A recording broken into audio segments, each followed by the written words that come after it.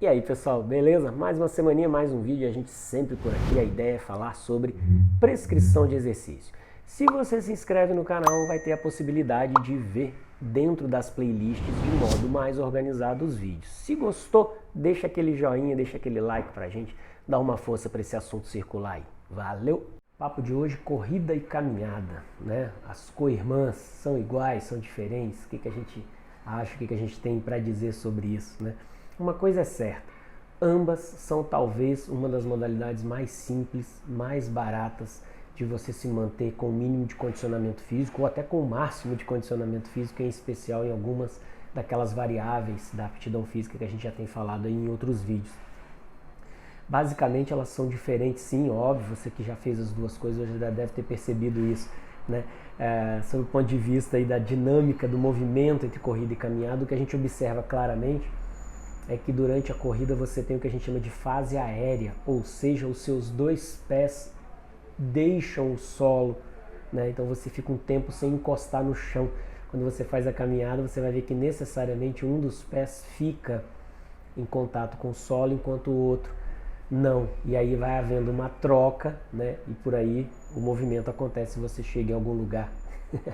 Quando a gente pensa em nível do exercício físico, ou seja, eu quero fazer um movimento corporal para além dos níveis de repouso e que tragam algum benefício para o meu organismo, aí eu preciso me ater a algumas variáveis, aquelas variáveis que nós chamamos de variáveis da carga, né? Que aí inclui o volume, a intensidade, a frequência, a complexidade do movimento e a organização dessas variáveis, de modo que elas possam o tempo todo, quando eu digo o tempo todo não é todo dia, né, mas de tempos em tempos organizados, sofrer algum ajuste para mais, ou seja, sempre tem que ficar mais intenso, mais volumoso ou mais complexo.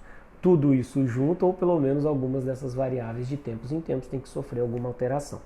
Isso para que a gente possa ter novas repercussões, novas adaptações. Legal? Então, sob esse ponto de vista, a gente pode entender que sim, a caminhada ela deveria ser o início, por exemplo, para aquelas pessoas que não têm ainda uma condição de correr. E aí sim, a corrida ela deveria ser necessariamente uma progressão em relação à caminhada, principalmente no quesito intensidade, porque obviamente correr despende uma quantidade de energia muito maior do que a caminhada. Obviamente eu estou entendendo o mesmo piso, a mesma situação, porém você se deslocando numa frequência de passadas maior, ou seja, correndo, e considerando também a fase aérea, e aí você está se deslocando de uma maneira muito mais rápida. Ou seja, eu queimo mais caloria de fato quando eu corro do que quando eu caminho. Para que você altere qualquer uma dessas variáveis, que você altere essa questão do gasto calórico, você precisa necessariamente alterar outras variáveis, como por exemplo o piso. Eu posso sair de um piso estável, como por exemplo uma caminhada no asfalto, e passar para uma caminhada na areia, principalmente aquela areia mais branca, né, da praia, que aí sim, obviamente, ficaria um pouco mais pesado. E óbvio também eu preciso fazer algumas medidas, não é necessariamente o fato de ir para a areia que me garante que eu vá gastar mais caloria do que se eu estiver correndo. Eu tenho que considerar a velocidade da corrida, o piso da corrida, condições por exemplo, de vento, se está contra ou a favor do que eu estou fazendo. E por aí a gente já tem uma ideia de como é que é importante, na maioria das vezes, você ter um acompanhamento de algum profissional aí da área para que ele possa te ajudar a entender e calcular esse nível de intensidade. Óbvio, caso você esteja fazendo sem, a sensação, né, de fadiga, ela também é algo pessoal e você consegue perceber se algo que você está fazendo te deixa mais ou menos cansado. Então, daria pelo menos um mínimo aí de avaliação em relação a isso. Sob o ponto de vista de ser melhor ou pior, óbvio não tem, a menos que você tenha um contexto. Então, dentro de um contexto, eu posso dizer, olha, caminhar é melhor para você ou correr é melhor para você. Considerando um contexto de normalidade, nós sim entenderíamos que é importante uma progressão. Para aqueles que não têm condições, a caminhada seria o início e fatalmente a corrida seria uma progressão para isso. A partir do momento que eu tenho um contexto, né, alguma questão relacionada à doença, algum acometimento, alguma contraindicação clínica e por aí vai, sim, eu posso optar por uma ou por outra. Fora essas questões clínicas, eu poderia ter o prazer pessoal ou a motivação. Tem pessoas que preferem caminhar do que correr, ou preferem correr do que caminhar, mas eu não posso mentir.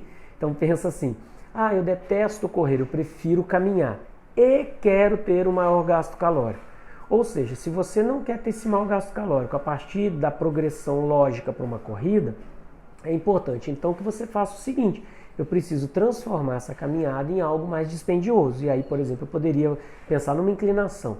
Então, uma caminhada que incluísse não só pisos retos, como inclinados. Então, subir um morro, por exemplo, ou descer esse morro, implica necessariamente num gasto maior. Se o consumo calórico não é a questão, se você caminha pelo prazer de caminhar, e aí você vai fazer reflexões, e toda essa questão psicológica que também é extremamente importante para a saúde, aí não tem diferença. Você opta pela caminhada e faz no nível, na intensidade que você queira. Só não cobre respostas fisiológicas de algo que você não está necessariamente aumentando a demanda. O papo é mais ou menos esse. Se ficou alguma questão, deixa aí nos comentários pra gente que a gente troca uma ideia depois. Valeu, um abração, até a próxima.